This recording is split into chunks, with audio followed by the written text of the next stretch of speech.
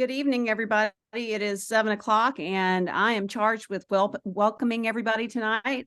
Good evening. My name is Bowen Nutting. Thank you for choosing Gardner Webb, and thank you for being here tonight for our town hall. Congratulations on reaching kind of a milestone. Everybody's finishing up their AAPTEL, and we're going to get ready and get on board for the AAPTEL. Just want to remind you before we get started tonight, because we have a lot to cover, just to remind you of what our norms are. We do ask for everybody to make sure they have their screen on, make sure we can see what your name is. Since we're all not getting to meet each other in person, it's nice to try to figure out who everybody is while we're on Zoom. I hope everybody's taking care of themselves and getting out and enjoying this fall weather. And making sure that you are finding time for yourself and for your family. So with that, I will go ahead and turn it over to Dr. Stedman, and thanks for being here tonight. Okay, thank you, Dr. Nutting. And some of you have had the privilege to work with Dr. Nutting in some of the other classes, but Dr. Nutting we're glad to have her as part of the adjunct staff, and I'm sure that in the future you will probably touch base with her in some form or fashion down the future. So I wanted all of you to be able to get to know her. I'm going to go ahead and share my screen again. You can see today's agenda. You can also find this under week 8 in your Blackboard course shell. Just briefly, this is how this evening is going to look. The whole purpose is to introduce you to the second evidence, the AAPTEL. I will go over the purpose of it and some brief information that you need to know as it relates to the AAPTEL. And Dr. Revis was assigned to do task 1, but she has an important school board meeting tonight, and I will just move directly into task 1 as well. Dr. Hamilton will be introducing task 2 of the AAPTEL, and I put AAPTEL on there. I'm sorry, AAPTEL. I've got AAPTEL on my mind, but it's the AAPTEL. I'll correct that. And then Dr. Lamb he'll chime in with task 1 and task 2 as needed, but he will focus on task 3, and then Dr. Crawford task 4, and then we will bring closing at the end. So I'm going to, and with that, I'm going to bring up, let me see. And I have included in this PowerPoint, and you can find this under week 8 as well. I've included in this PowerPoint everything that I would have said, and then what Dr. Revis would have introduced you to as well. Many of you got some of this information last Tuesday when we introduced you, briefly introduced you to the AAPTEL, and we have already gone into task 1. So some of this will just be reminders for some of you, and it may be the first time for others. But evidence 2, we're on evidence 2, the AAPTEL, which is the second of 6 evidences that you will complete in this program. And the AAPTEL is an analysis and action plan for teacher empowerment and leadership. The first evidence was all about the students. And that's where you have to begin, because that's what school is all about. The school business is about students. And who teaches students? Teachers teach students. So our focus now is going to be for the next few weeks on teacher empowerment and leadership. What does that look like in your school? The AAPTEL is, again, I said, the second of the 6 evidences. You're going to follow the same format as you did with the completion of the AAPTEL. In Blackboard, you will find the AAPTEL helpful hints document. In Blackboard, you will find the template that you will follow. Nothing has changed. If it's in black, that means that you keep it. If it's in yellow, that means narrative work, and you're going to write something. And if it's in red, that means that there's information in there that you might want to include in the narrative work that you do. And you know that when it's all over with, you take the yellow and the red out. You will complete a new cover page for evidence 2, And that's the only difference. That's the only thing that you're going to do, except put your name here. And then the school profile, unless you have moved to another school, or unless there's some things that you want to add differently, edit to yours, the school profile will remain the same for all 6 evidences. The one difference is we gave you a completed APTEL. You do not get a completed AAPTEL. Now, we've given you lots of information, but we told you at the very beginning that in the process of moving forward, that we begin taking some things away because you have to begin thinking more independently. The format's the same. You can go back and you can look at the APTEL completed document, and the format's going to be the same. We've given you lots of AAPTEL examples throughout, especially in the helpful hints document, but you will not have a completed AAPTEL as you did with the APTEL. And again, I'm not going to go through this. You need to read this. The purpose, I'll talk about that, or we'll talk about that a little more, but just remember that the whole difference this time is that you're working with teachers and not students. Everything that you do will be focused on the teacher in the school, and this is the purpose continued. But these are 2 thoughts that I want to really point out, and you will understand this more as we go through this evening's presentations.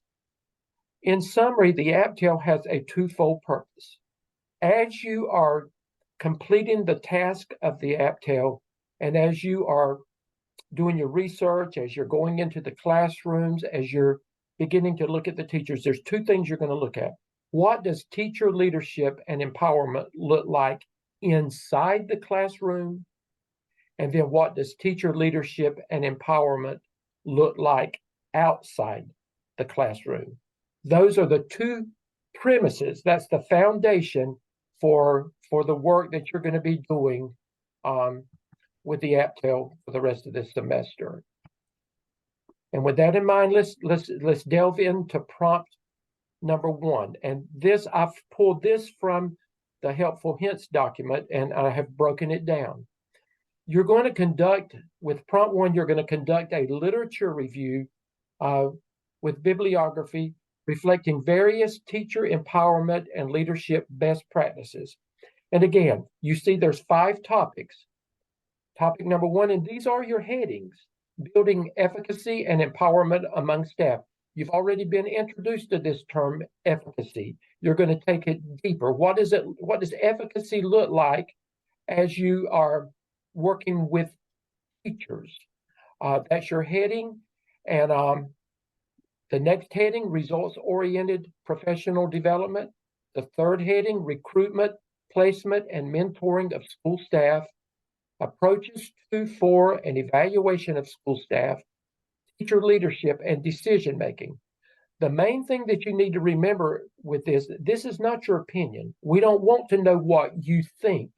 We want to know, what does the research say? With each of these, you are required to have a minimum of 3 references under building efficacy and empowerment among staff.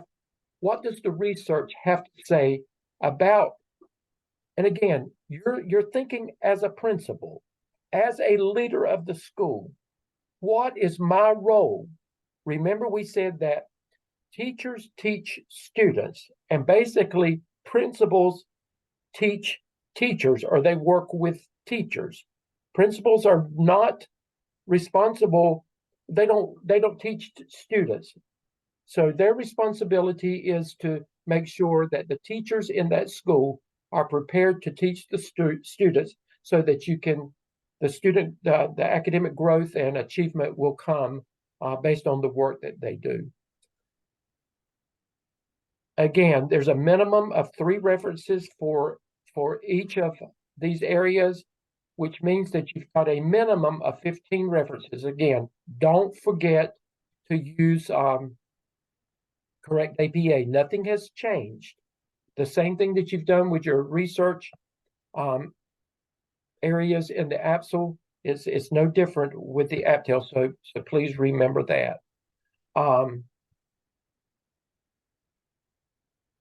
When you're doing this research, there's Dr.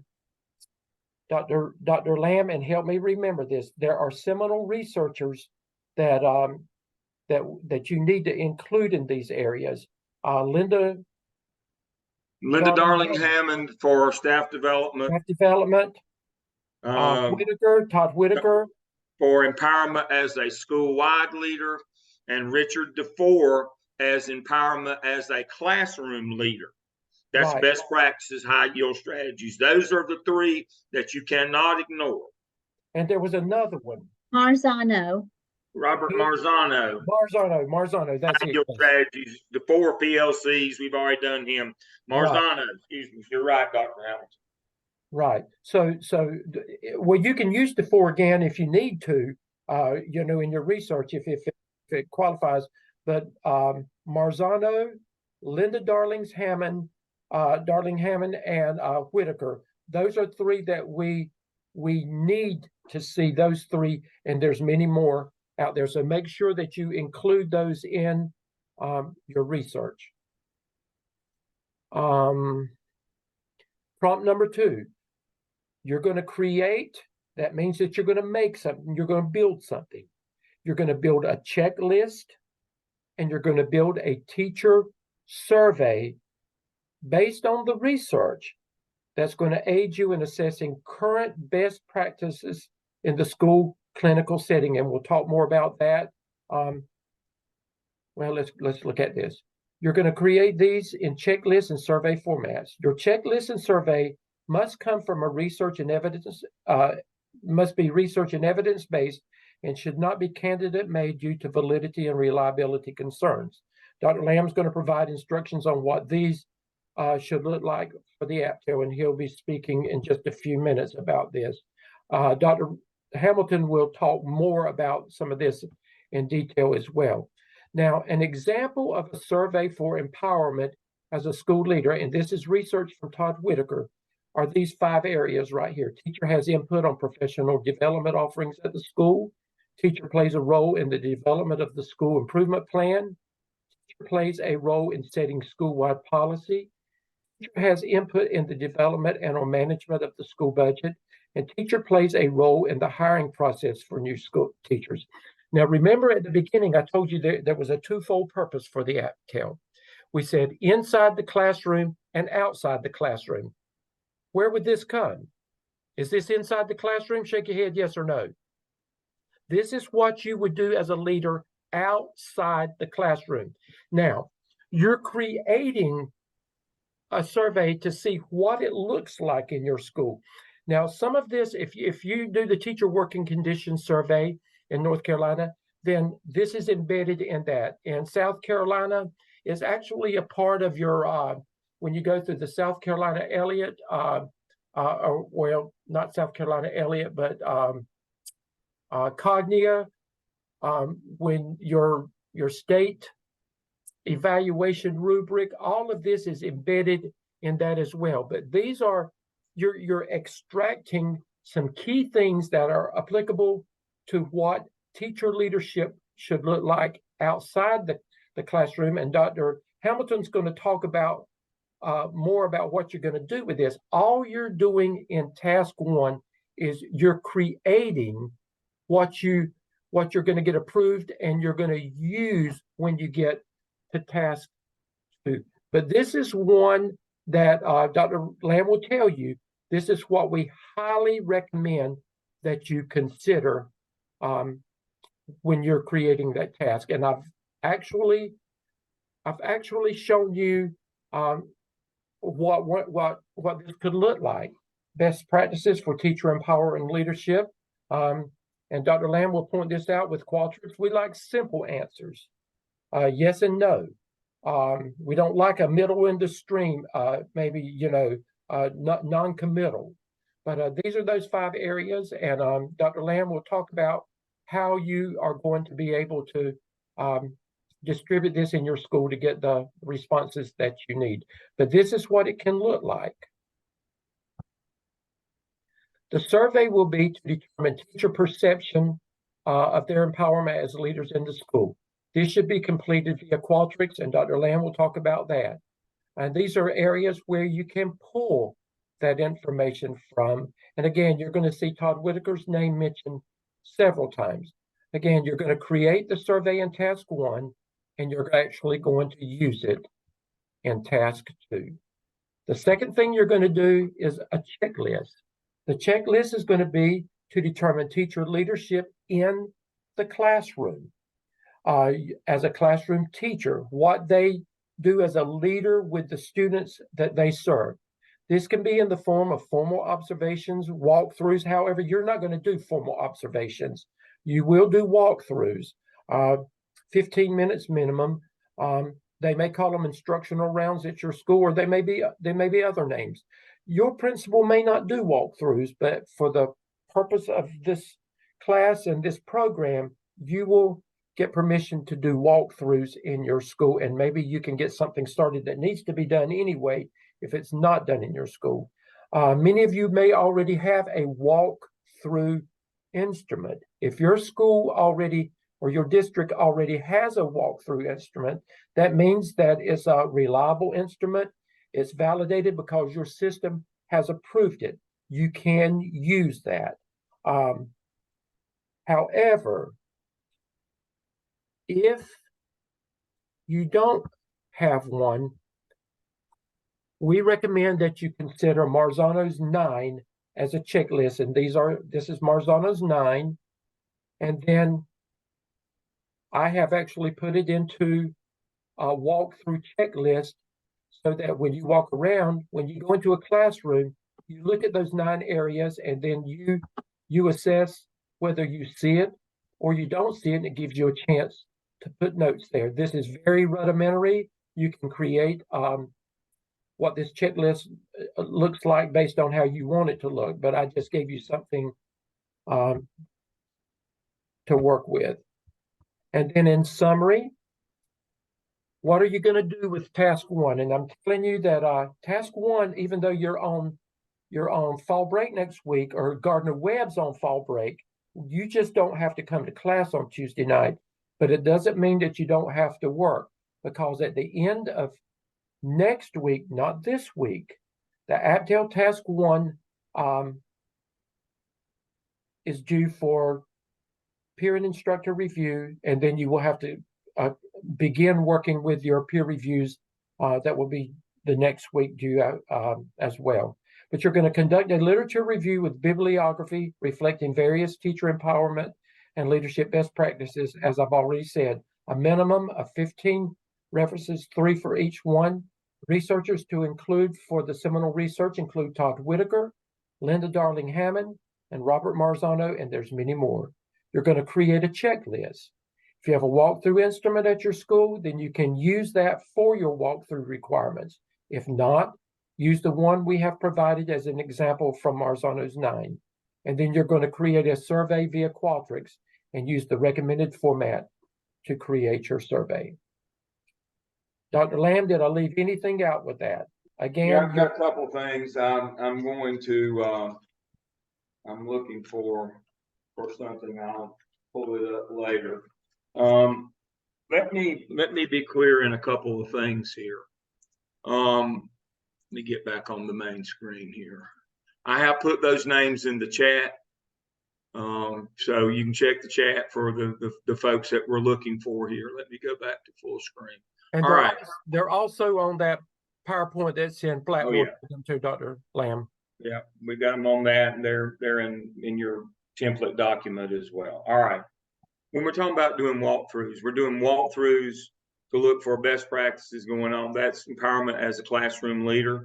You don't have to do everybody in your school. Do 2 or 3, and then let me say that again. Do 2 or 3 walkthroughs, and then meet with your principal. What we want to know is overall, how much are those 9 being used? Some schools, cooperative learning will be used a lot, others it won't. What we're trying to identify is where are the gaps in what do we need to be working on? What professional development do we need when we're doing this growth plan? Do we need to be working with our teachers on?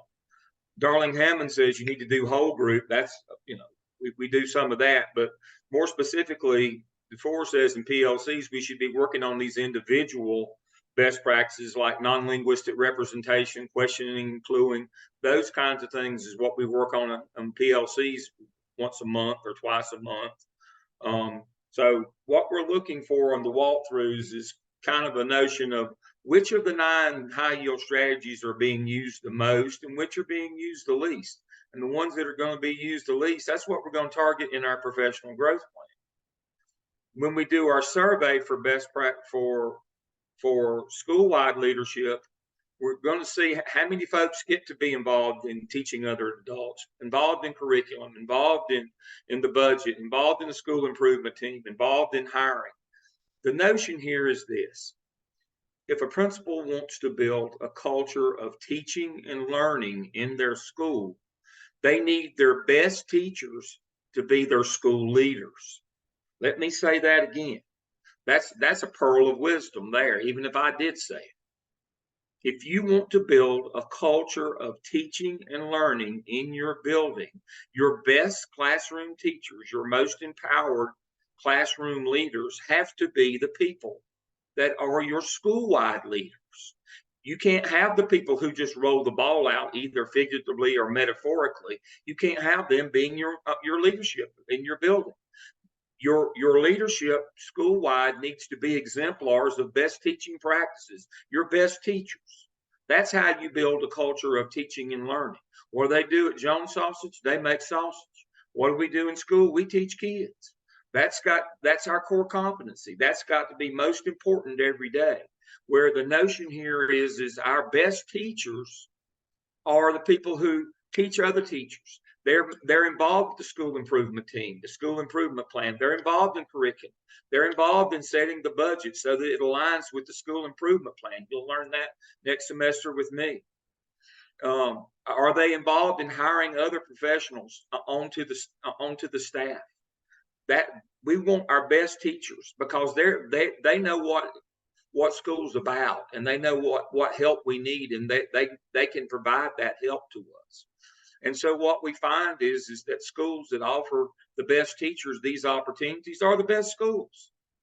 That's just the way it works. The teachers, the schools that have people on doing the school leadership activities that aren't very good teachers, then teaching's not a priority. You send a message to your faculty about what the priority is by who's on the leadership, the teaching leadership staff at your school. It's just that simple. That's the whole notion of the AAPTEL. Big E empowerment as a school-wide leader. Little E empowerment as a classroom leader.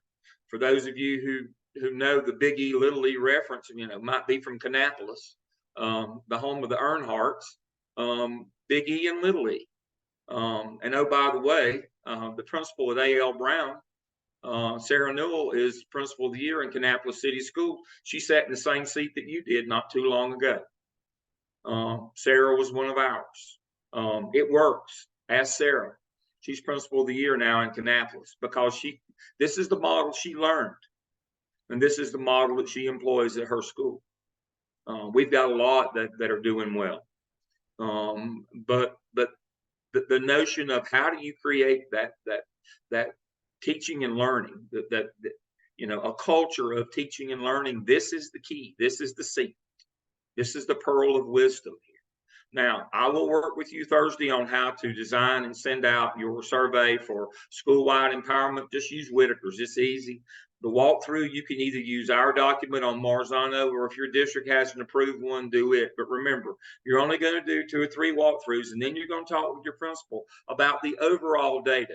Which of these 9 are our teachers doing a lot of, and which of them they aren't doing a lot of? And those would be the ones that we would build into our professional growth plan, is what we'd be working on in our PLCs and our one-on-one. Now, our whole group instruction would be overall on what are high yield strategies. Now, we have some documents that are in your shell about what high yield strategies look like. so that you'll know when you go in the room if you see those things happening or don't see those things happening. We have those embedded in your shell. I was going to pull one up, but I've switched computers here, but I'll have it before we get done tonight. When I get to my part on 3, that's how I'll leave it all. But understand, we're trying to create a culture of teaching and learning. That's the most important thing in our building. Not ball games, not pep rallies, not lunch. Teaching and learning. That's what's important in our building. Remember, if it wasn't important, we wouldn't keep score. We wouldn't have report cards. Scores matter. They hired you as a school administrator to make a good number go up or a bad number go down. I'm going to call on somebody now, and she's not prepared for this. Dina Spataro, she's in the district next to where I am tonight. Do y'all ever talk about performance, proficiency, growth, test scores? Do y'all ever talk about that at school? Yes, all the time. Every day, all day. Every day. Every day, every day, every day. Yep, being new administrators on the campus, that's the talk. And like you said, we want the good numbers to come up and the bad ones to go down. Absolutely. You know, we're in the classrooms. We try to get in there almost every day. We do have a walkthrough document, and we do walkthroughs weekly. We've been in the classrooms a lot. And like you said, you know, very telling. You know, you learn a lot by being in those classrooms on a daily basis. So I could not agree with you more, Dr. Lamb. Thank you, Dina. But yeah, I know the district where she is. I know the people she works with and for. That's their business every day. They're a good school district. They're about their business every day. I'm in those schools a lot, and that's the first thing I notice every time I'm in a classroom. I see evidence on the walls of high yield strategies. I see those pictures. I see those PERT charts. I see those graphs. I see those all of the accoutrement. I see those startup exercises on the board. I see all those things every classroom I go to in that district. I see that every time in every school. Their focus is on creating a culture of teaching and learning every day. Dr. Nutting, just, you know, that was her job there. And she can tell you that they're about their business. And you got to be about your business, or you won't make it in this business. Now, here's the downside of our business. When you get your first AP job, you'll sign a 2-year contract. At the middle of the second year, they'll make a decision on you, whether you're contributing to that culture of teaching and learning or not. You get a year and a half to understand what the job is. And you know, you just get a 2-year contract. So you've got to hit the ground running. You've got to understand what the job is, what the task is. You know, next semester for those 12-month people, we'll talk about how to run school, how to build a master schedule and do some of those day-to-day tasks. But our focus right now is building that culture of teaching and learning, empowering our teachers as both classroom leaders and as school-wide leaders. We can't do it by ourselves. School administrators cannot do it by ourselves. We have to have the teachers on board with us. All right. That's everything I know and some I did. Okay, Dr. Hamilton. I'm going to hop on in then. I do want to go off script just a minute. I feel like I'm the only person on the Zoom who got the humor a little while ago. I don't want everyone else to miss it. When Dr. Stedman said, if you agree or whatever, shake your head, yes or no. That is my new favorite overt response, Dr. Stedman. Thank you for that. I laughed. I might have been the only one that thought that was funny, but that was hilarious. Shake your head, yes or no. Overt response. I just want to throw this out here. We talked about Marzano's 9 high yield instructional strategies. Here they are. You'll see that the highest yield instructional strategy is identifying similarities and differences, which can yield a 45% gain according to Marzano's research back in 2001. And when you look at that and you see that some of that is comparing, classifying, creating, you know, if you know anything about Bloom's taxonomy, Those are the higher level thinking skills. And so thus, if children are engaged in that critical thinking, they are going to experience that high gain. And so I will tell you that over the years, when I go in classrooms, our district has had walkthroughs. I created a walkthrough one time for the district. What I don't particularly like about those walkthroughs, the checklist, right? So you'll end up with one that's 10 or 15 pages or whatever, and you can check every single thing on there. Except for one thing, you give it to the teacher, that one thing's what they focus on. But I can tell you what you can do. You can go into a classroom and you can say, today your students were identifying similarities and differences through the double bubble you had them creating in groups, and you can elaborate on whatever it was they were doing. And when you tell them, when you say to your teachers in writing, identifying similarities and differences is one of the highest percent gain activities you can do with students to help them grow and learn. And then you can put Marzano 2001 in your little parentheses over to the side. When the teachers see that in writing and they know that they're doing something that's research-based, that's going to make children learn and grow, you're going to see it explode in that classroom. Just using the power of what you're learning in this class, like through these instructional strategies that produce high yield gains, and sharing that when you see that when your teachers, not for the case of the AAPTEL necessarily, but you can do it in the AAPTEL as well.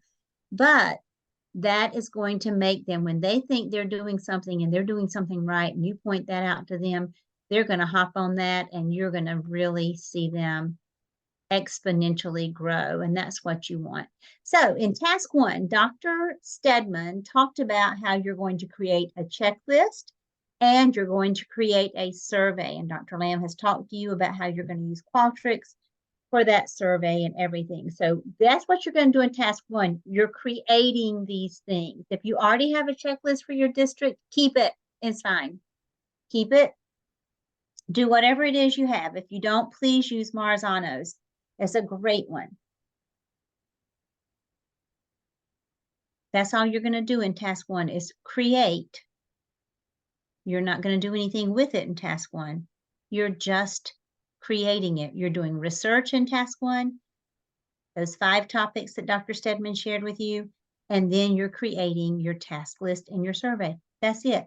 Not doing anything with it until you get to task 2. So when you get to task 2, you're going to use that survey and that checklist that you created in task 1.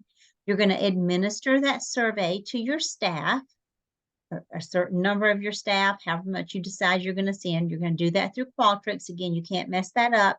It will not be permitted to be released until Dr. Lamb has approved it. So that's one thing you're going to do. And then you're going to conduct those classroom walkthroughs. Dr. Lamb said you need to do a couple. Once you've done a couple, go talk to your principal about what you're seeing, what you're not seeing. We have always suggested sort of doing it over the course of 5 days. Remember, the more you conduct, the more valid and reliable and meaningful your results will be, just like with anything. So in task 2, prompt 1, this is when you use what you created in the AAPTEL task 1.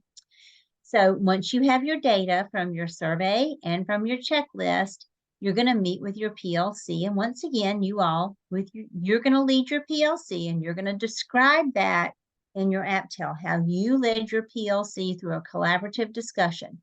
How did you present this information to them? You're going to have that in a PowerPoint. You're going to have that in some kind of an electronic format. And that is something that you can use in your appendix for your AAPTEL to strengthen your AAPTEL. And that is also something you can use in your competency folio. So all this work that you're doing, and you can use this in multiple places. So it's very helpful to you. So you are going to the 5 areas that you researched in task 1. You're going to have your research. You need to tell your PLC and talk to your PLC about what that research said. And then you're going to use this data from your survey and your checklist, and you're going to compare it to the research that you did in your AAPTEL task 1 to see if there were gaps. where are the gaps? What does the research say we should be doing? And what do our data show that we are actually doing? Through our checklist, which is observable, and through our survey, which are your staff's opinions. Sometimes their opinions are not really an accurate reflection, but it's still what they believe and their perception, and we all know about perceptions, right? So you're going to describe your data collection strategies and criteria and the process of identifying those gaps between practice, what's really happening in your building, and then what does research say are those best practices. And then you'll end up creating a needs assessment. So AAPTEL Task 2, Prompt 1. So after describing your data collection process, that's the first thing you're going to do. Then those 5 areas that you researched in Task 1 with at least 3 researchers in each of those sections, you're going to start identifying those gaps. So remember that data are collected. You're going to do the data collection through your Qualtrics survey and through your observations, but then you're going to analyze those data in collaboration while you're leading your PLC. So Task 2, Prompt 1 is that narrative only. So AAPTEL Task 2, Prompt 1, how are you going to describe your data collection strategies? Talk about the instruments and tools that you use. Cite some research in there. How many people did you observe? For how long did you observe? What instrument did you use for the survey? How many teachers did you send the survey to? How many teachers responded? Like this is an example of SurveyMonkey. No, you're not going to have SurveyMonkey. You know that you're going to include in there that your survey was delivered via Qualtrics because that's what you're being required to use. But you need to address that in there and say you delivered that survey via Qualtrics. So then you're going to talk about how you and your PLC identified gaps between what research says and what was actually found through your checklist and your survey. So talk about those gaps, talk about your PLC meetings, how you showed them research, how you reviewed that, how did you go through, how did you present the checklist and the survey data to them, and how did you go through talking about the process of what research says are best practices and what you really see is happening in your school. You might find some things in your school that align with best practices and research, and go ahead and highlight that as well. That's a win. Do that. Talk about where you met, when you met, talk about the invitations, another appendix that can strengthen that, and maybe even be a digital competency entry later for you in your competency folio, you know, an invitation to that meeting, a digital agenda, what have you.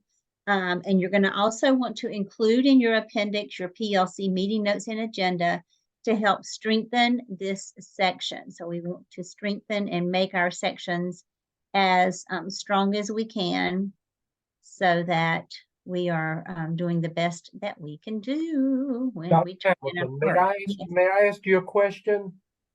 And did I see in Task 2, did I see the same areas, those 5 areas that I asked them to research in? You Task know what? 1? I believe you did. Do you think those look the same? They're the very same. And That's right. the thing is, Dr. Hamilton has said this. Remember in Task 1, those same building efficacy and empowerment among staff. In Task 1, what does the research say? But when you get to Task 2, the research says this, but when you get to Task 2, what does it look like in your school? Right. And then when you're going back and talking about those, you're not just replicating exactly what you said in Task 1, but you're applying. So it's that application piece, it's that critical thinking piece of being able to move past the knowing to the applying. But remember that when you're talking about things in Task 2 that you're citing from your research in Task 1, you must still include those author references in that area. So don't forget that. That's the gap, right, Dr. Hamilton? Wouldn't that be the gap that we're looking for? Yes. Okay. Thank you. Thank you. So, your first heading, you're going to triangulate your research. So your work. So under these 5 headings that we just talked about, you and your PLC are going to triangulate this. You're going to look at the research you did in AAPTEL Task 1. You're going to look at your survey results and your observation checklist.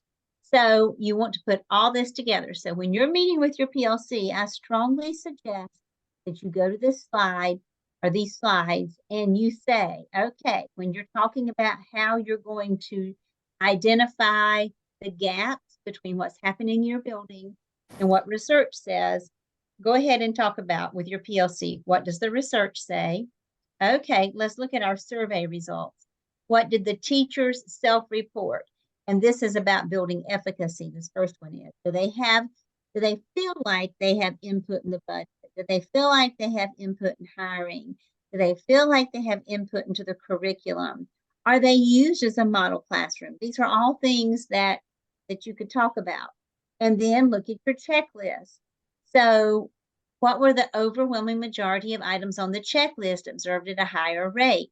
That could be an indicator that teachers have high levels of efficacy. If you see all the teachers using similarities and differences, that could be an indicator that they feel highly, that they have lots of high levels of efficacy in that area. So think about that when you're thinking about that. And then your PLC, led by you, will identify strengths and possible gaps in that area. Then your second heading is results-oriented professional development, back to Darling Hammond. So this is going to be a researcher that you're going to have here. So in the survey, talk about the research with your PLC. Then in the survey, what did the teachers report about staff development? Do they have input into that? Is it differentiated? What are teachers thinking about? Is it meaningful to them? And then look at that observation checklist and think about, we have spent 6 months every week working on the implementation of thinking maps. And I did not see a thinking map 1 when I observed. So that would be something like what has been happening in your school PD wise, and are you seeing the application of that when you go through those classrooms? If it's important enough to spend a lot of time on it and then you're not seeing it, that's a problem. So then again, you're going to work with your PLC on the triangulation of all that. The third area is recruitment, placement, and mentoring of staff. So talk to your PLC about the research. And then at the survey, what did they report about? Do they help recruit? Are they invited to teacher interviews? Do they mentor staff members? How do new teachers feel about being supported and mentored in your building? Then on the observation checklist, can you see the influence of mentors in the proteges classrooms?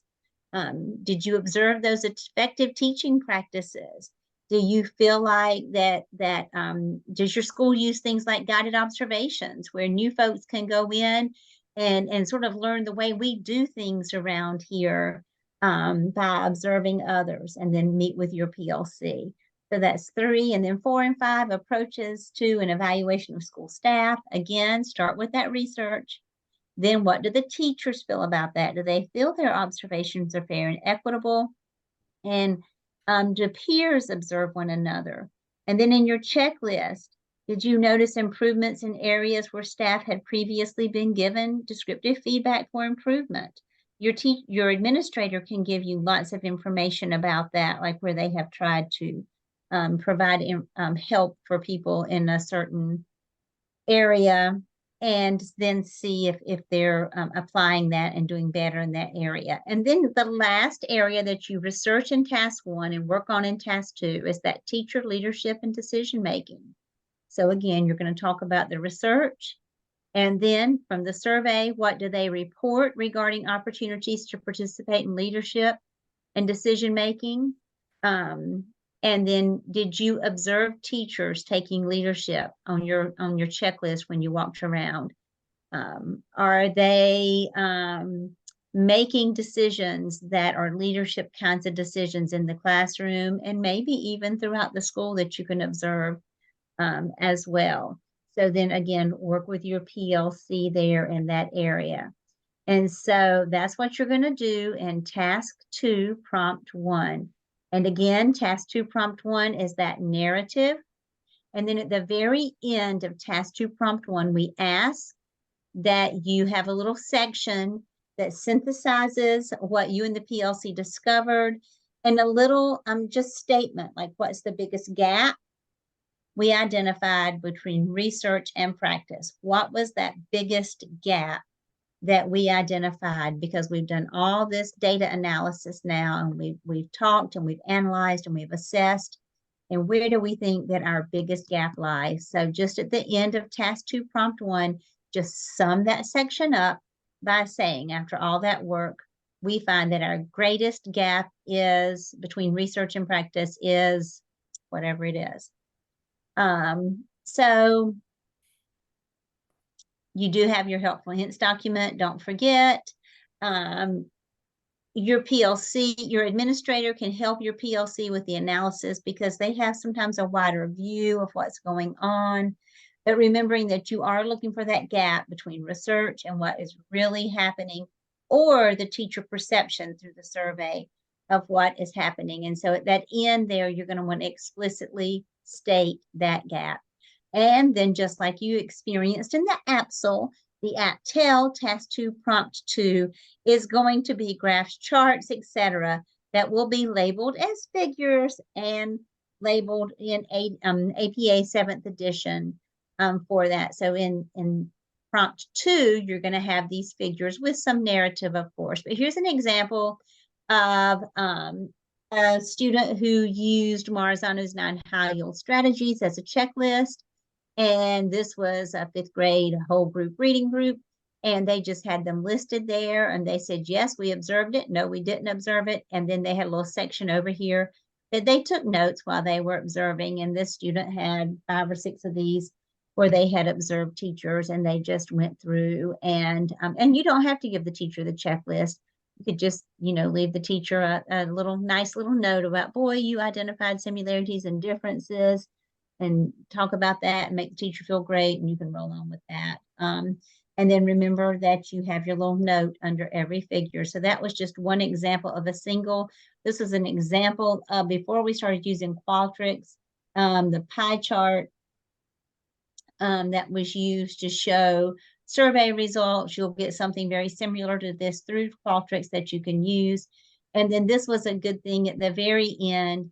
This was where the student had taken and compiled all the observation checklist walkthroughs that they had done. And they just said, no, overwhelmingly, only 54% of the teachers that I observed were identifying similarities and differences. So that's a no. They had a little cutoff. It must have been like 60 or above as a yes, but you can see that every teacher was reinforcing effort and providing recognition. Every teacher was giving homework and practice opportunity. So that was a good little summation at the end as well that student did. So that is your AAPTEL task 2 in a very big nutshell. Thank you, Dr. Hamilton. What Dr. Hamilton was showing you too, when you meet with your administration to talk about what walkthroughs look like, their perception of what they look like in the school, you can also create graphics to go along with explaining what that looks like in that section as well. So, I mean, lots of opportunities. Thank you so much, Dr. Hamilton. May I ask a question? We got 2 questions. Can I ask? Adrian had her hand up first. Adrian, go ahead with yours. Really quickly, are we using the same PLC team that we used before? Because it's totally different. And yes, use your same PLC. You can or yes. Okay. All right, thank you. You're welcome. My turn. Yeah, for the 3 walkthrough, for the teacher observation, can should they be the same area, the teachers of the same area that is identified as most pressing need, or could be some other area? It'd be a best practice to do them in the most pressing need. So still will be observing the teachers that working in the teaching in this area that we identified in the AAPTEL. That would be good. Yes. Okay. Yeah.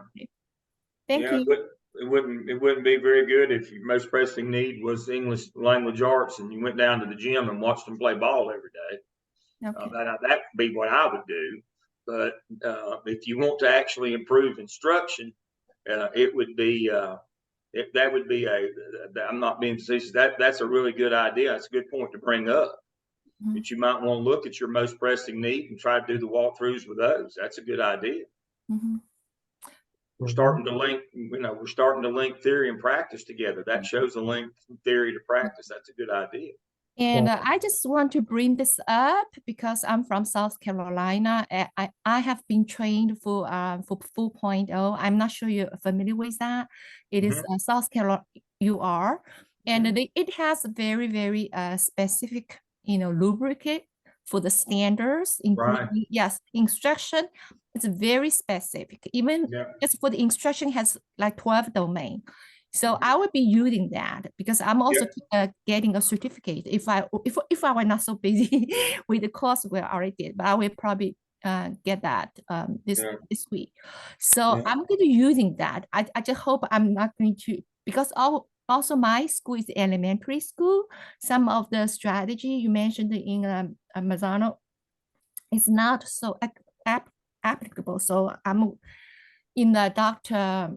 Crawford's classrooms. I just want to update that. It should not be a problem if I just use the 4.0 standard.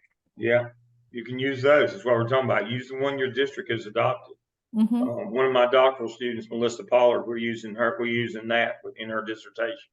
And so, we want, as we said, your walkthrough, if you don't have one, use ours. If you have one, use it. Okay. Because that's what's important in your district. Thank you. Thank you. All right. So one of the overarching notions here of school administration is, what is your role as a school administrator when you hire somebody new, or when you inherit a group, when you become their administrator, you become a new principal at a school? What is your overarching goal with the faculty? Your overarching goal is to make them successful. You won't always get the best teachers, new ones, or you may not inherit the best ones. The notion of professional growth plan is how to grow them into people you need them to be, to do the best they can for the kids that are in the building. That's the whole notion here. So when we start putting this plan together in task 3, that's what we're looking at here, is the overall impact. We're trying to improve these people, to get them to be the people that we need for them to be for the kids in the classroom and in the building every day. So we're going to put together this in a plan, but we're going to have an eye to the bigger picture here as well. So let me share my screen.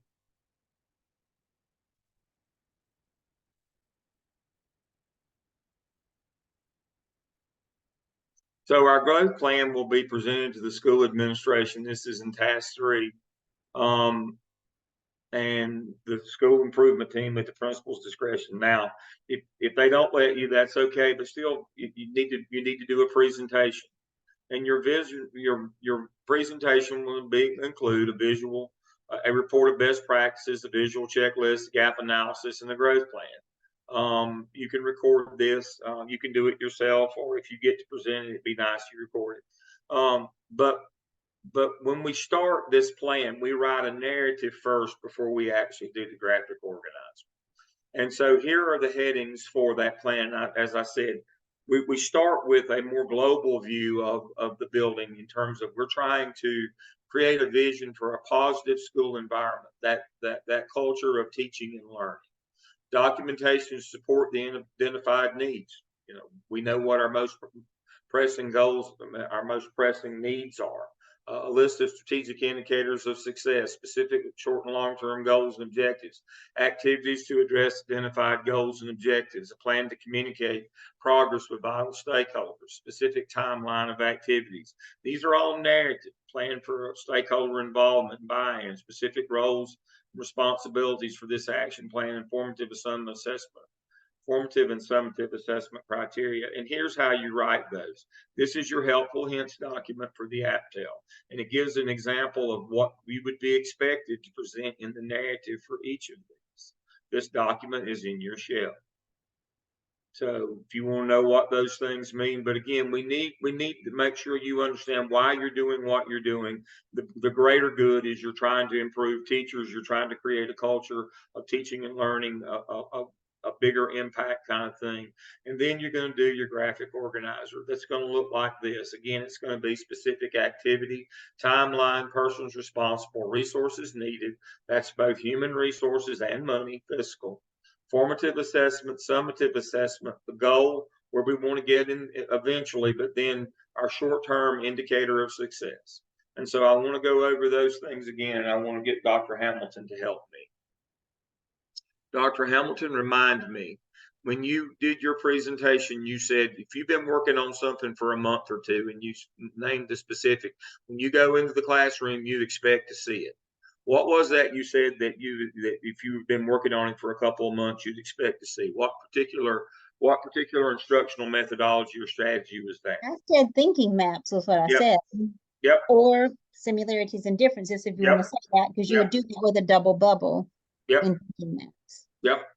So the notion here, and I can stop my share. What she just explained to you is formative assessment. Now, I'm going to argue, and I've been wrong today, I'm sure. We just asked my wife, she's in there, she could probably point out I've been probably wrong 2 or 3 times today. But I think formative assessment is the most important part of an action plan. How Dr. Hamilton just said, if she's been working on something for 2 months trying to grow her teachers, guess what she does? She goes and looks to see if they're doing it. Formative assessment is not of the student. Summative assessment is. We assess them at the end, and we have a goal of where we want them to be. We want them to go from 60 to 80. We don't expect that in 1 year. Our indicator of success might be going from 60 to 65. That's how that works. But the formative assessment part is what they pay you for. That's what Dina was talking about. They go out in those rooms and they look.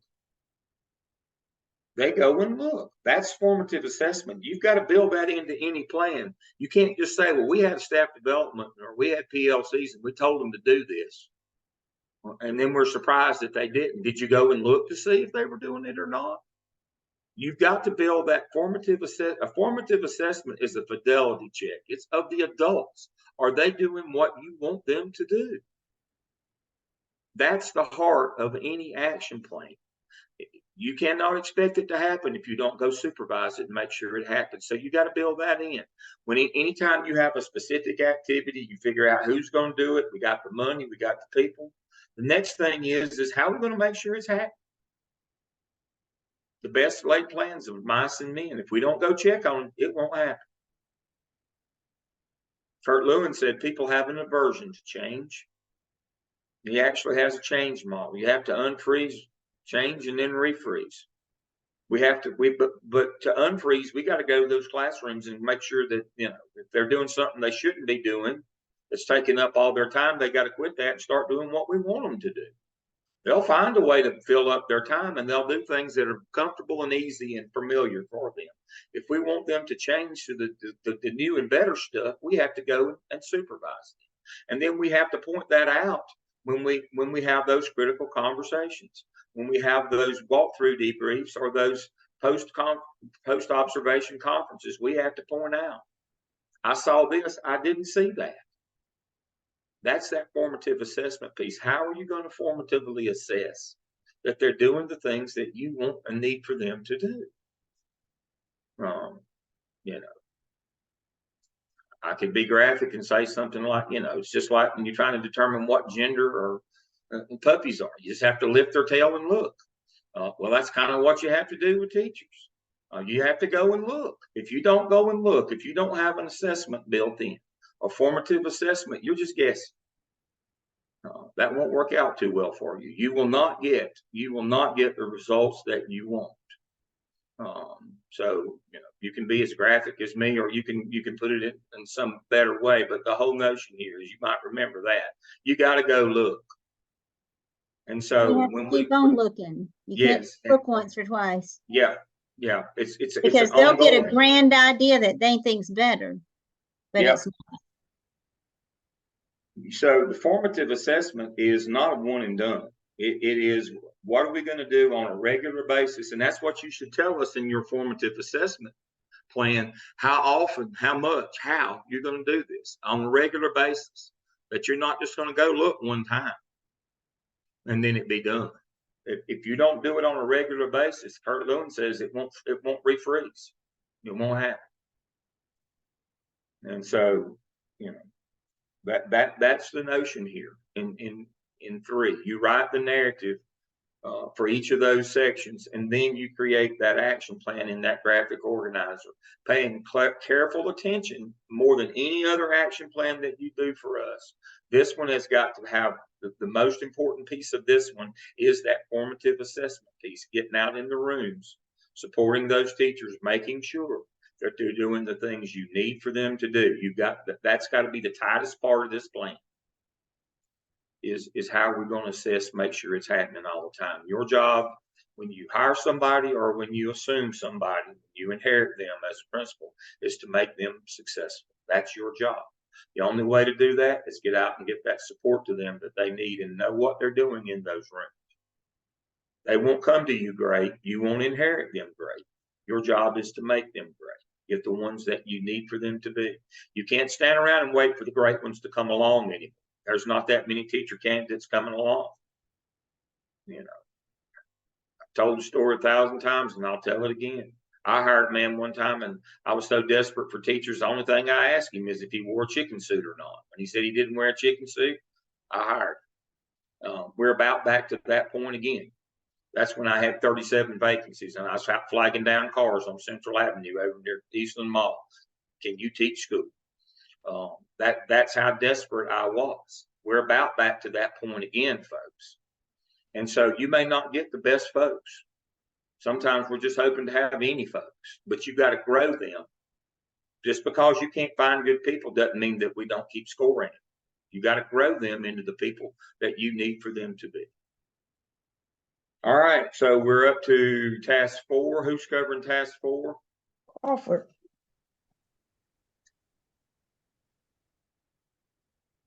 Hey, Dr. Crawford, are you with us? He may not be with us tonight. Okay. Okay. So I I'll can just, hop in there for task 4 if you want me to. yep, just jump right in. I mean, I don't have a PowerPoint, but what I will say is task 4 is going to mimic task 5 of the AAPTEL. It's going to be just like task 5 of the AAPTEL, except for you will do the 9 competencies out of 21 that you did not do in the AAPTEL. In the AAPTEL, you did 12. In the AAPTEL, you will do 9. Please make sure that you are citing research in your areas while you are going through and doing that. Also, please make sure that you have a section that says, during my work with the AAPTEL, I blah, blah, blah. Show how you demonstrated competency in that area through the AAPTEL, and then go down and have another paragraph that says, during my clinical internship or my clinical experiences or whatever you want to call it, I also demonstrated proficiency, or I demonstrated that I know what I'm doing as a leader in this competency by doing X, Y, and Z through your internship. Remembering that this wants to be through the lens of a leader. We know that if you're a teacher, you're a teacher. You're not learning how to be a teacher in this course. So you need to demonstrate this through the lens of a leader. And that will be task 4 of your AAPTEL. And there's no task 5 of the AAPTEL. Yep. To reiterate, you did 12 for the AAPTEL. Don't do any of those 12 again. Do the other 9. So that's pretty simple. We'll do the ones you didn't do for the AAPTEL.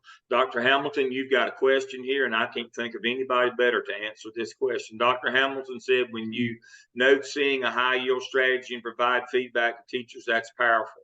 What is the best strategies to use when you do not see them make a change and implement the strategy that you needed for them to do?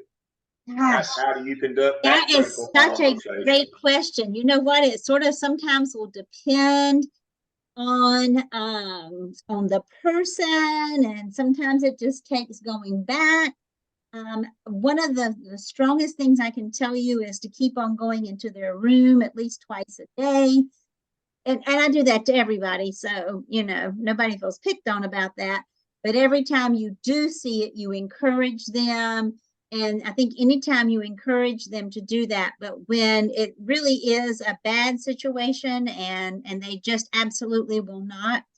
And I will say to you, this is my best success story ever in 30 some years. And that is a teacher who just absolutely would not do, even after action plans and everything. And finally, I just said, this is what's going to have to change. You can now figure out how you're going to change it. And if it's not changed, you're not going to be here next year. Yep. And guess what? She changed it. And I'm telling you, to this day, she's one of the best teachers. One of the best. I mean, she whipped that right around. I'll never forget. She said, "What do you think I'm going to do? Work at the Scotchman?" I said, "I don't know what you're going to do, but you're not going to be here next year if you don't fix this." So, you know, sometimes, and that was after a couple of years. Now, that was not like my first go-to, right? That was after a couple of years of trying a lot of different things. But when you do see it, encouragement, making sure that they know how to. Sometimes people don't do because they don't know how. So make sure you're building that efficacy. You're giving them the opportunity to observe in other places so that they can mimic what they're seeing. And just making sure they've had the professional development opportunities to be able to know what to do. So that's a loaded question, and it's a very complex question. And you know, things do not change overnight. These problems weren't created in a day, and they're not going to be fixed in a day. But the extreme was what I just gave you. You can fix it yourself. Yeah, well, but there's two conversations that you can have. You can have the closing of the bar conversation, which is you don't have to go home, but you can't stay here.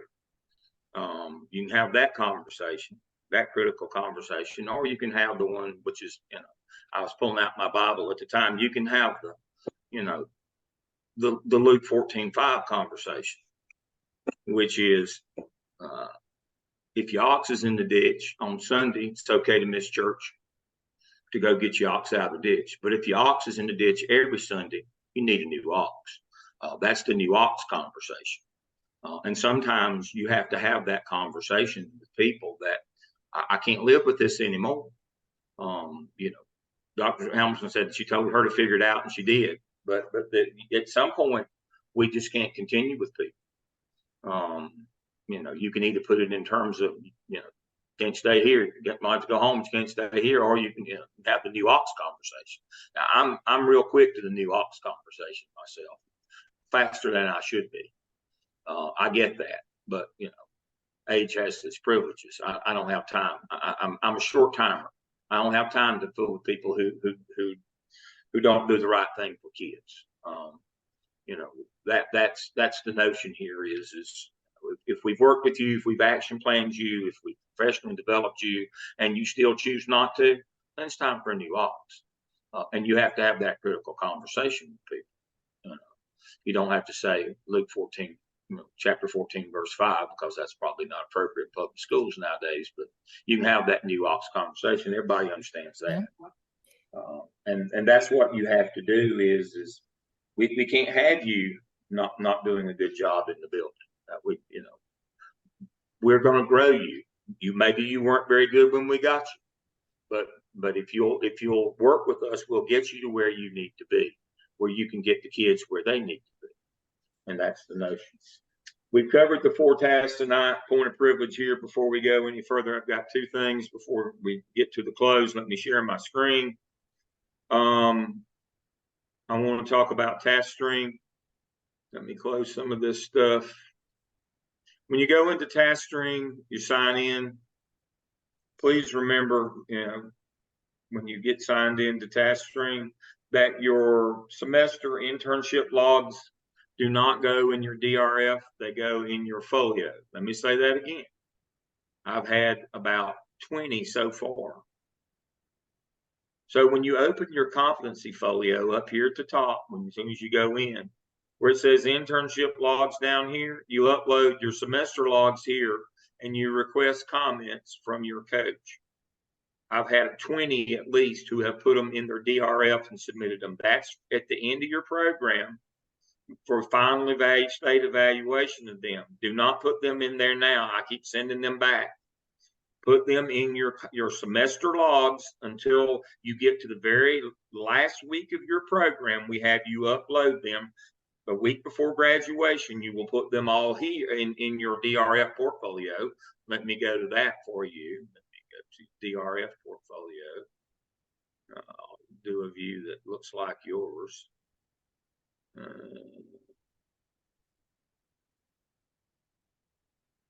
I'll do one here. So when you come here, this area in your DRF portfolio for you 20-month people, and 12 is the same. This is only used a week before you finish the program in your last semester. Do not use this to put your semester logs in. About 20 of you have done that so far. They go in your competency folio. Now, you see these competency analysis for 601. You do not do competency analysis. Let me switch over to the 12-month program because everybody's following this same script, MSA 12-month program. You do not do your competency analysis until you have finished both your AAPTEL and AAPTEL. I've had to send several of those back as well. You do not do your competency analysis because that's what you do in task 5 of the AAPTEL and task 4 of the AAPTEL that Dr. Hamilton just covered. That's where you do your competency analysis. Don't do this, don't do that here until you've done it in your papers. We have to have documented evidence of it already submitted. So when you submit your AAPTEL and AAPTEL, then you can do your competency analysis and we can compare the two. So don't do competency analysis yet. You can do your School of Ed dispositions. That'd be fine. A lot of you have done those. Don't do your competency analysis and do not put your semester internship logs in this. Put it in your competency folio. I did have one person who started this fall who's already done their dispositions for 603. Don't do that either. Wait until 603 to do your dispositions in 603. So this is the way that should go. And the other thing is, if you jump ahead and you're one of those achievers that are going ahead and building your survey for Whitaker's 5 areas of school-wide empowerment, that will be fine. If you want to jump in there, it's in the same menu where you find your email. But when you do it, please make sure the first thing that you do is just like they taught you in elementary school. Put your name on your paper. First thing you start with is your name on the title of your project. It should say Robin Hamilton, Teacher Empowerment Survey. It should have your first and last name. Please do not send one that says Teacher Empowerment Survey. Make sure your name is in the title of the project. Qualtrics does not know the difference between yours and somebody else's unless you have your name in the title. That's just one of those quirks of working in Qualtrics. So make sure, and I've got that in Qualtrics notes, make sure your name is how you start the title of your survey. If you do that, you can go ahead. So again, you can find Qualtrics here in the menu where you find email and Blackboard. If you've not gone in the first time, there's a link here for first-time users. If you've been in, then just do the Qualtrics sign-in. And I'll work with you specifically on how to build your survey on Thursday night. But if you want to jump ahead and do that, don't let me slow you down. But put your name in the title of your survey. Otherwise, I and Qualtrics get confused. Again, going back to task stream, do not put your internship logs where it says internship log in your DRF portfolio. That's for the end of your program. Put it in folios and web pages. Go to it, go to your competency folio, go to the bottom where it says internship log and upload them there and request comment from your clinical coach. And that will make them happy. And I won't have to send all this work back. So, Dr. Those Nutting, are ask the your question, Dr. Nutting, to Dr. Lamb. Dr. Lamb, I've also had several folks put that the log in the wrong place. Is it easy for them to go back in and remove it? Is they that don't remove an it. I send it back for revision. And when I do that, Okay. when they go back and when it's the appropriate time, it will be there for them to add the others to it. So they don't have to do anything other than they should put it in their competency folio. But it'll Okay, say so leave it in the callback wrong and place. just leave the Leave callback. it in the wrong place and then go put it in the right place. Yep, and then go put it, and then Okay. and then when you get to the end, you click on the callback button, and when it pops back up, you can load them all and resubmit them.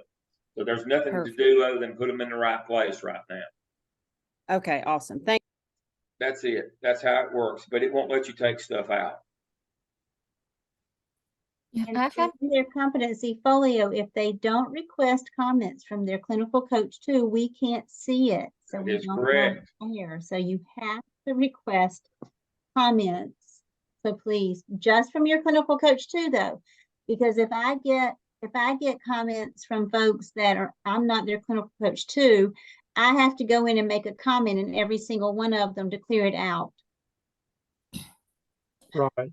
of my queue. So make sure the person who is the person of record in your 697 or 698 internship course, that's the person that you request comments from. That's your official clinical coach. And that we've got it set up so that they can go in. But again, because you are the owner of your competency folio, until you request comments, we can't dial it up and look at it.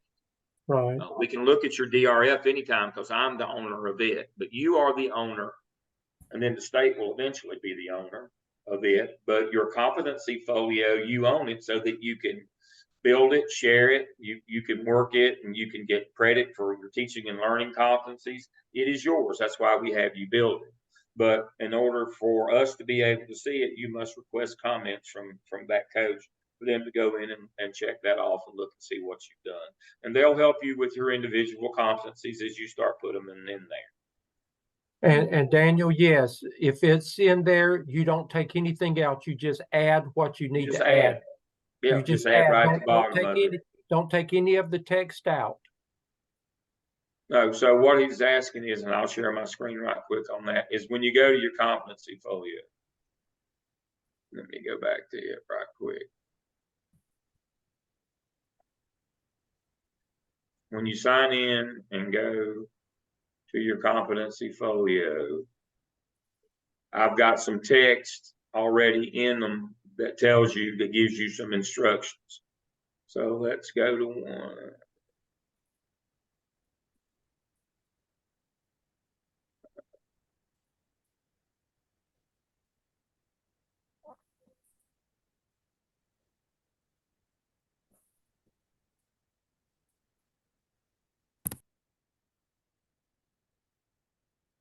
All right, so if you click on communication, so what it says right here in the text section is one of these three must satisfy the following digital learning competence.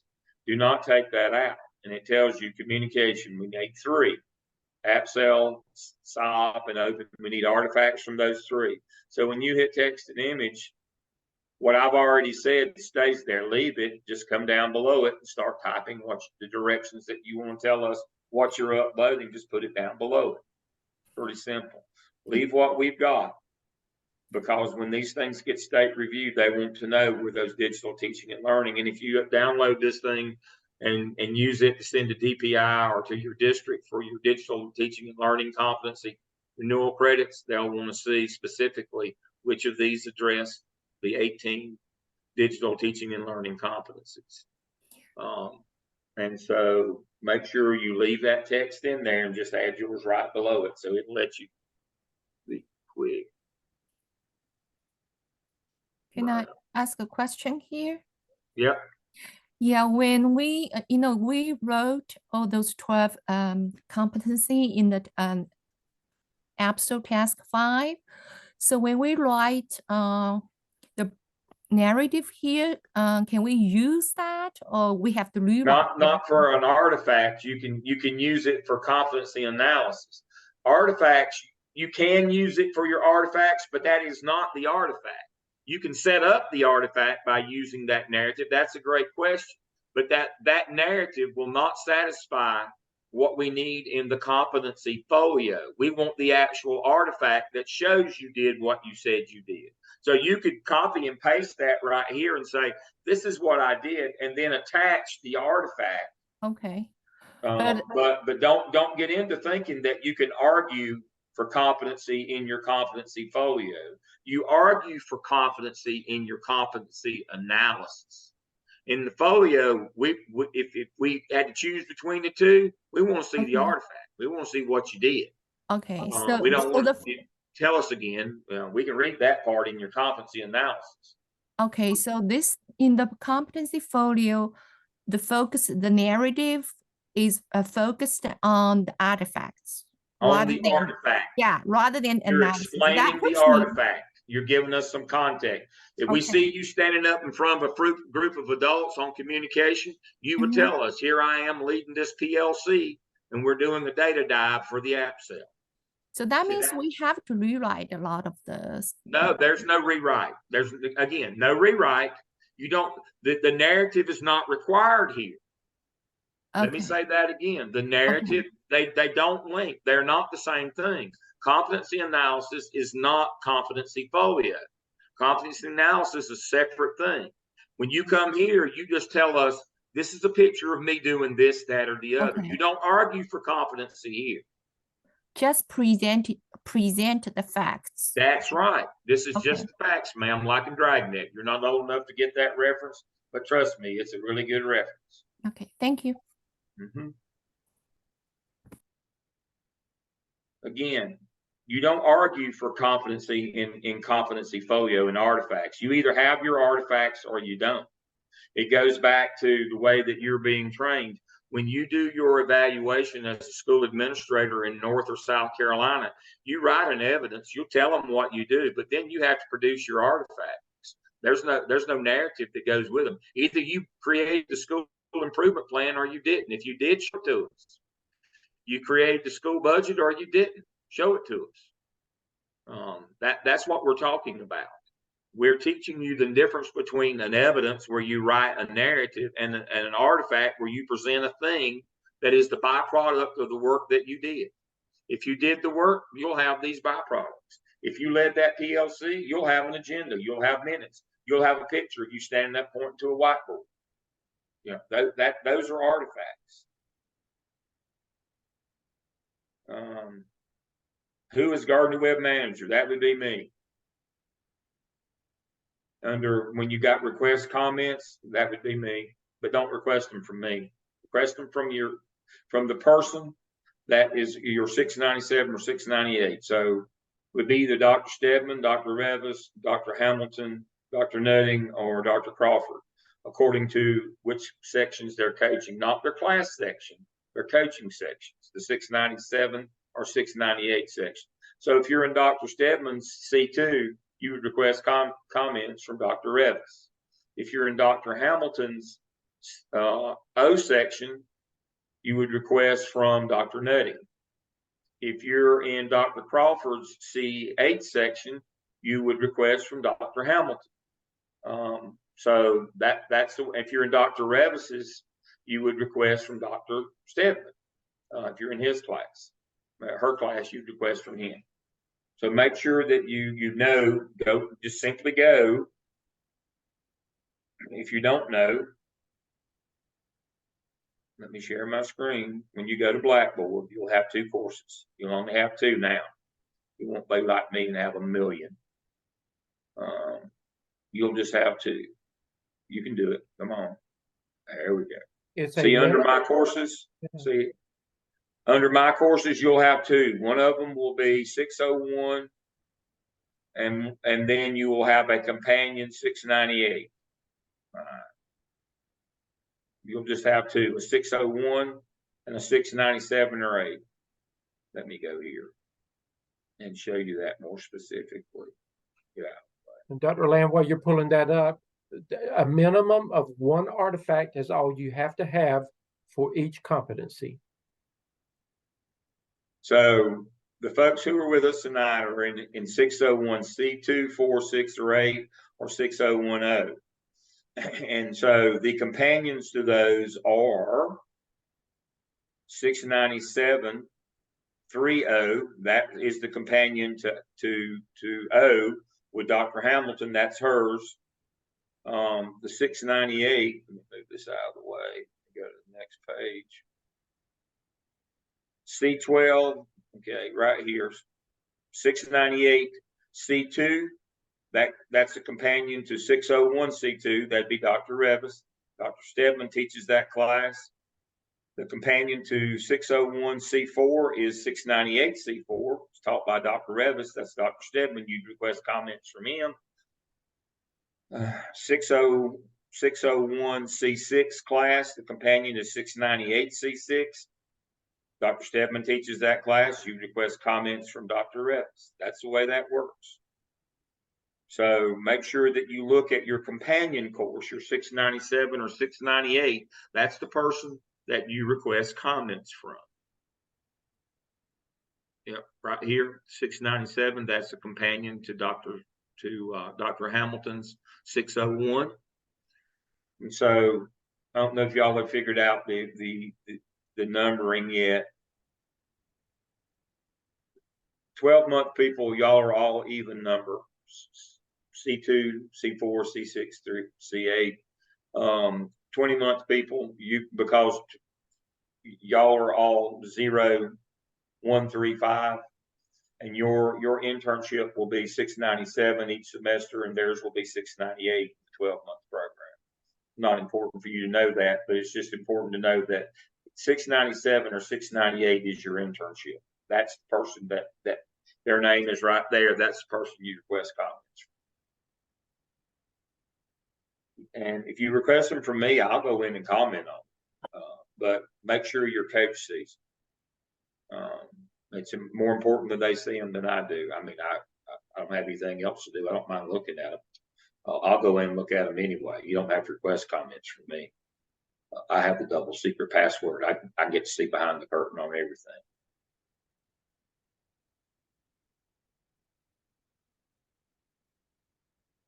Good questions.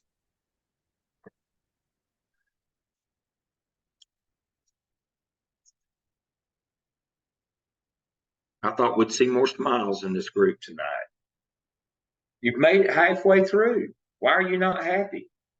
You survived. You are all now survivors. You are going to make it. I know you didn't think you would, but you are. It gets easier now. Not that the work gets easier, but it's sort of like the vocabulary. You sort of know the drill. You know the way it goes. And the AAPTEL follows just like the AAPTEL. Just you just follow those directions and prompts, and you fill it in, and so you've done it once, and so you have it, and so that just makes it you sort of know the drill. It's familiar. You have background knowledge and experience now that helps you be able to do it with more ease. Yeah. And so I want to conclude my part, and I'll turn it back over to Dr. Stedman. I want to reiterate what he said to start with. We used to call it intentional abandonment. Now we refer to it, in a much gentler time, as gradual release. We'll step back more now. We held you real tight first half of this semester. We're going to start stepping back a little bit more and a little bit more and let you step forward to exert your leadership. But you've learned the system now. Now you'll get better at it, and we'll ask you to do more. So again, your template is not as complete for the AAPTEL as it was the AAPTEL. When you get to the OMA next semester, it'll just be the task and the prompts. It won't have any. We'll give you an example maybe to look at, but we won't be writing notes or helpful hints. And then when you get to the skip, the fourth of the evidence, we'll just tell you to go. You make your own template. But again, as we step back, you need to step forward. You need to start exerting your leadership. But you know how to do this now. 8 weeks probably feels like 8 months to y'all. It feels like 8 days to us. But it's all perspective. It's according to which end of the telescope you're looking at. But for us, the feedback from the state assessors is your work is as good as they've ever seen. Our retention has been wonderful. We've not lost many students.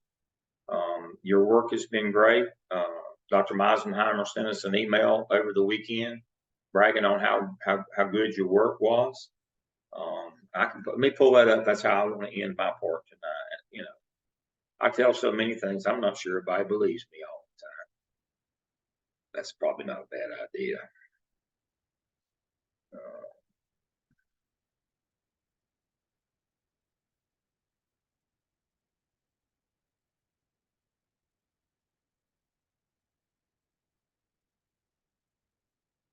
It says you guys are correct.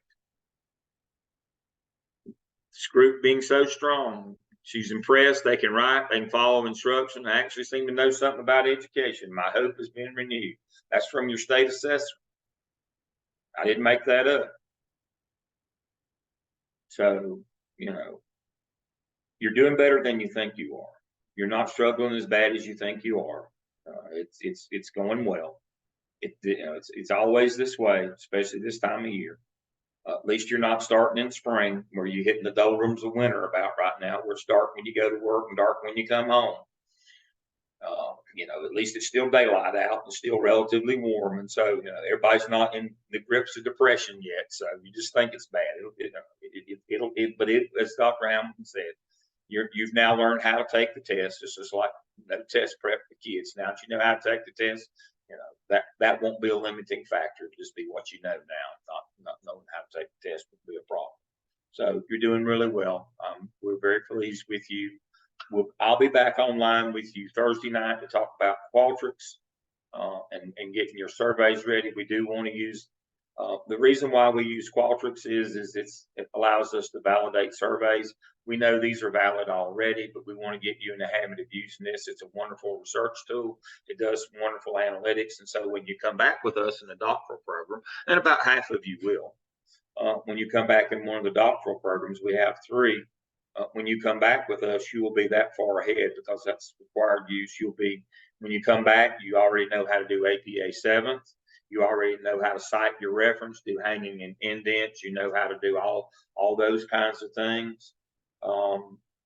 You have skills. You know how to use Qualtrics, and the doctoral program will be a breeze for you if you have all these things.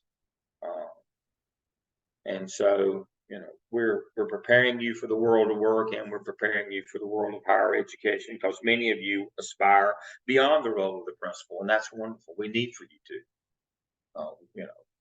we need for you to not put a limit on yourselves. You wouldn't be here if you weren't great. We're not a state college. We don't just take anybody that comes along. We don't just take anybody that can fog the mirror. You're good or you wouldn't be here. And so you're proving that, and we're grateful. That's all I have tonight. Dr. Steadman. Okay, Alicia, what's your question? Just a quick question with Task Stream. So I got my comments back from Dr. Revis, and there were just a couple of labeling changes that I needed to make. Like I labeled something AAPTEL, but it wasn't actually needed for AAPTEL, so I was supposed to label it open-ended. Once I make those changes, do I need to go back and re-request comments or just fix it? No, you go back in there and fix it, and you re-request comments for that particular one, not all of them, just the one that she asked you to fix, and then submit it back to her, and she'll comment back that you're cleared. Okay, got it. Thank you. Okay, thank you for being here. We have class tomorrow evening. Now you'll hear a lot of this again tomorrow about task 1 and task 2 because of next week not having class. You've got a lot to do while you're not with us. So we will reinforce everything again about task 1, task 2, answer your questions, and give you some time to begin working on this. You should be able to get a lot done over the next couple of weeks, or you will get a lot done over the next couple of weeks. We do have our final coaching session on Thursday, and it's the same link to join. So we look forward to seeing you tomorrow. Good night, everybody. Can I stay behind, ask a question when everybody's gone? Okay, I have a question. Okay, just go ahead and ask. Just go ahead and ask. Yeah, I don't know where is my task 1 to 5 is, because I try to contact I'm the first one in my group submitted about like more than a week ago, and he graded it and he said that you can go next step. So I assume, I just put it with the ternary, and he said no, you have to submit it in the Dropbox. And I went back to the Dropbox. It is only, the link is only for task 5. So I said doesn't make sense to me. So I emailed him, but he didn't respond back to me in like a couple of days. So Okay. I don't even know my file is, and I submitted and no response, blocked. I don't know. I don't know when might be penalized too late. I'm the first one submitted. Okay, communicate with just reach He didn't out respond to me until one day. Reach out to Dr. Lamb. Just send Dr. Lamb. Already? Dr. Lamb. Reach out to Okay. Dr. Lamb. Okay. I just don't know what is going on. It's just I'm the first one submitted, but still he has not said okay. He said it looks good. Go to next step. But, okay, let me just talk to the doctor. Okay. He's on? Reach out to Dr. Lamb. Okay. Okay. Okay. Okay. Okay. Thank you. Adrian. I just wanted to know what's due Sunday. I guess because we went through 1 through 4. Are we just doing 1 and 2? Nothing due Sunday if you've completed everything. Oh, so everything that we've already, okay, so all this stuff is due next Sunday. Right. Yeah. Nothing. None of this. Well, the APTEL should be finished. He said if Right. everything is finished. Yeah. I'm finished with all my APTEL stuff. You're through, Adrian. Okay. So then for week 8, which is what this week is, on the Adrian, on the weekly class schedule, it says for week 8 that you should do your 12 competencies for the APTEL in task stream competency folio. That too. That's what week 8 says. Yeah. And turn in your internship log for half of it in there as well. Okay. So, okay. I was scared. I was like, we have to do all that. But No, okay. no, you're clear, Adrian. Jasmine. Thank you. Hey, my question is kind of personal for you. So if the professors. Okay, wait until everybody goes out then. Okay, I've got another Zoom that we're going to do some coaching on another Zoom. So okay, Dr. Hamilton. I'm going to leave. Okay. Okay. Bye. Okay. Good night, everybody. Good night, I'm going to join everybody. Dr. Hamilton. Okay. Thank you, Dr. Nutting.